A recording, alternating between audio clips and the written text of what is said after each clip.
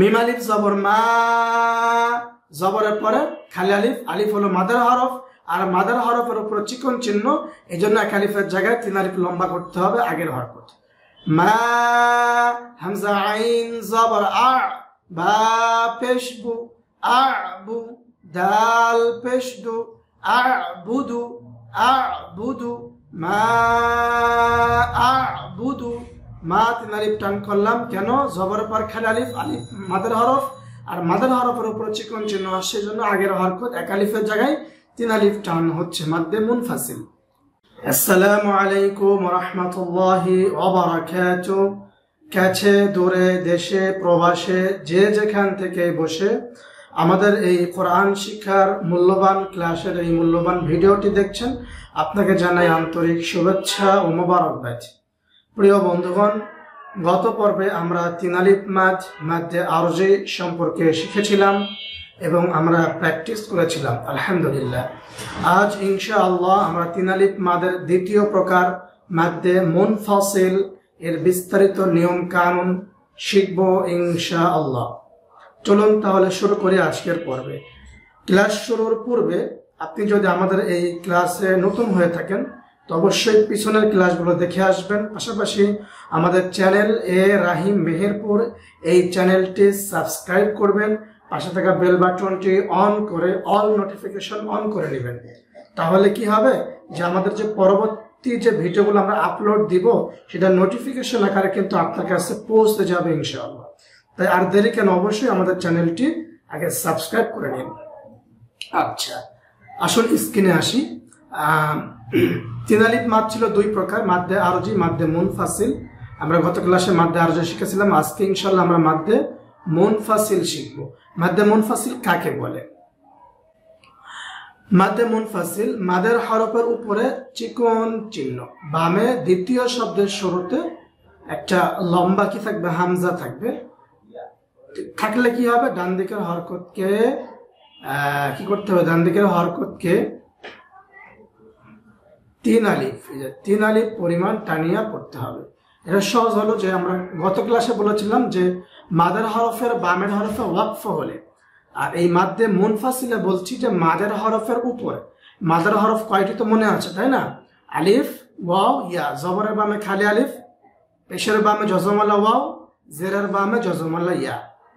তো এই মাদের হরফের উপরে যখন চিকন একটা চিহ্ন আসবে, তখন এই মাদার হরফের আগে যে জবর জের পেশ মানে হারাকাত থাকবে, সেই হারাকাতকে এক আলিফের জায়গায় 3 আলিফ লম্বা করতে হবে। তো গত মাদ্দে আরজিতে একটা শর্ত ছিল যে ওয়াকফ না হলে কিন্তু 3 আলিফ টান হতো না।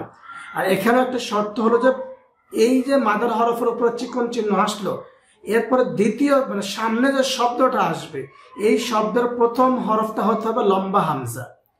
তার মানে এই নিয়মটা আসবে শব্দের শেষে। এই মাদ্দে মুনফাসিল কোথায় আসবে? শব্দের শেষে থাকবে। বুঝতে পেরেছেন? আরো সহজ করে বললে, আপনি যেখানেই চিকন চিহ্ন দেখবেন, কোন মাদের হরফের উপরে চিকন চিহ্ন দেখলেই আপনি 3 আলিফ টান দিবেন। এটা মনে রাখেন যে মাদের হরফের উপরে চিকন চিহ্ন হলেই কি আমরা আগের হরকতকে এক আলিফের জায়গায় 3 আলিফ টান দিব। এটা সবচেয়ে সহজ নিয়ম। হ্যাঁ, এটা মনে রাখেন। তো আসুন আমরা একটু প্র্যাকটিস করি। দেখুন প্রথম যে বাক্যটা, লাম আলিফ জবর লা। দেখুন এখানে আলিফের উপরে কি আসছে? একটা চিকন চিহ্ন আসে, দেখতে পাচ্ছেন। এই যে আলিফের, এটা হলো আলিফ, তাই না?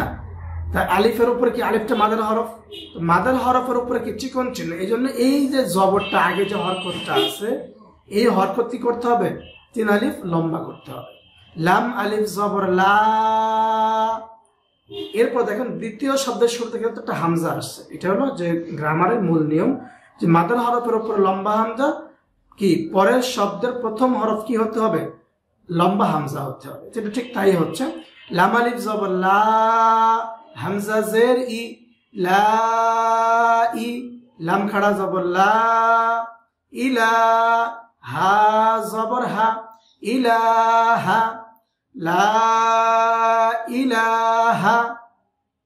হামজা লাম জের ইল, লাম, লাম জবর লাল। এই লামের জবরটা এই লামকে ধরবে। হ্যাঁ, এই ধরবে। লাম লাম জবর লাল, ইল্লাল, লাম খাড়া জবর ল, ইল্লাল্লাহ, হা পেশ হু, ইল্লাল্লাহু। আমরা লাম খাড়া জবর লা পড়েছিলাম, তো এখানে ল মোটা করে বললাম, এটা আমরা সামনে শিখবো ইনশাআল্লাহ। এটা হলো লফজে আল্লাহ, মানে আল্লাহ শব্দ পড়ার নিয়মের ভিতরে এটা আমরা পাবো। তো ইল্লাল্লাহু, লা ইলাহা ইল্লাল্লাহু, লা ইলাহা ইল্লাল্লাহু। তাহলে এখানে লা তিন আলিফ মাদ কেন হলো অবশ্যই এটা বুঝতে পেরেছেন। আসল পরের বাক্যের অংশে আসি। ওয়াও জবর ওয়া, মিম আলিফ জবর মা। যখন এখানে জবরের পর খালি আলিফ, আলিফের উপরে কি আসছে? চিকন চিহ্ন আসছে, এই জন্য এই জবরটা তিন আলিফ টান দিতে হবে। ওয়ামা, হামজা দাল জবর আদ, ওয়ামা আদ, রা খাড়া জবর রা, আদ রা, কাফ জবর কা, আদ রা কা, ওয়ামা আদরাকা, ওয়ামা আদরাকা। এরপরে ওয়াও জবর ওয়া, লাম আলিফ জবর লা, ওয়ালা। এখানে দেখুন জবরের পর খালি আলিফ, আলিফ হলো মাদের হরফ, আর মাদের হরফের উপরে কি আসছে? চিকন চিহ্ন আসছে। তাহলে ওয়ালা, হামজা নুন জবর আও, তা মিম পেশতুম, আনতুম। এখানে গুন্না কেন হলো এটা আমরা পরে শিখবো। ওয়ালা আনতুম, এখানেও কি তিন আলিফ মাদ্দে মুনফাসিল। এরপরে ওয়াও জবর ওয়া, হামজা মিম জবর আম, ওয়া আম, মিম আলিফ জবর মা। এখানে একটা চিকন চিহ্ন বসবে, এখানে মিস্টেক হয়েছে। ওয়া আম্মা, হামজা জের ই, জাল আলিফ জবর যা, ইযা, ওয়া আম্মা ইযা। দেখুন এখানে মিমের উপরে তাসদীদ বসেছে, ওয়াজিব গুন্না। আমরা পূর্বে শিখেছিলাম ওয়াজিব গুন্না। আর এখানে ইযা, জাল আলিফ টান হলো কেন? জবরের বামে খালি আলিফ আছে, আর এখানে মা হচ্ছে তিন আলিফ টান, মাদের হরফের উপর চিকন চিহ্ন। ওয়া আম্মা ইযা। এরপরে লাম আলিফ জবর লা, এখানে জবরের পরে খালি আলিফ, আলিফের উপর চিকন চিহ্ন আসছে, এক আলিফের জায়গায় তিন আলিফ মাদ্দে মুনফাসিল। লা, হামজা আইন জবর আ, বা পেশবু, আবু, দাল পেশদু, আবুদু, লা আবুদু, লা আবুদু। এরপরে ওয়াও জবর ওয়া, লাম আলিফ জবর লা, ওয়ালা, হামজা জবর আ, নুন জবর না, আনা। এখানে যদিও জবরের পর খালি আলিফ আছে, কিন্তু এই আলিফটা হচ্ছে আলিফে জায়দা, অতিরিক্ত আলিফ, এই জন্য একটা চিহ্ন ব্যবহার করা হয়েছে। এই আলিফে জায়দা কি হবে না? আলিফের কারণে জবরটা টান হবে না। এটা কোরআন শরীফে কয়েকটা জায়গায় মাত্র আছে, আমরা পরে শিখবো ইনশাআল্লাহ। এখানে কি বলবো? আনা, আনা, ওয়ালা আনা, আইন আলিফ জবর আ, বা জের বি, আবি, দাল দুই পেশ দুন, আবিদুন, আবিদুন, ওয়ালা আনা আবিদুন। এখানে আমরা লামকে তিন আলিফ টান দিলাম কেন? জবরের পর খালি আলিফ, আলিফের উপরে চিকন চিহ্ন আছে এই জন্য। এরপরে মিম আলিফ জবর মা, হামজা কাফ জবর আক, ফা জবর ফা, আকফা, রা জবর রা, আকফার, হা উল্টা পেশ হো, আকফারহু, মা আকফারহু। মা তিন আলিফ মাদ করলাম, মাদ মুনফাসিল কেন? আলিফ জবরের পর খালি আলিফ, মাদার হরফ, মাদার হরফের উপর চিকন চিহ্ন, মাদ মুনফাসিল। আর এখানে হু টান দিলাম এক আলিফ, মাদ তবাই, হায়ের উপর উল্টা পেশ আছে।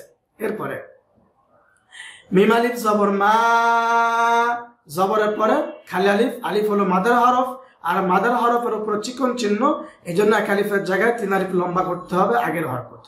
মা হামজা আইন জবর আ বা পেশবু আবু দাল পেশদু আবুদু আবুদু মা আবুদু মা তিন আলিফ টান করলাম কেন? জবর পর খালি আলিফ, আলিফ মাদের হরফ, আর মাদের হরফের উপরে চিকন চিহ্ন আসছে, জন্য আগের হরকত এক আলিফের জায়গায় তিন আলিফ টান হচ্ছে মাদ্দে মুনফাসিল।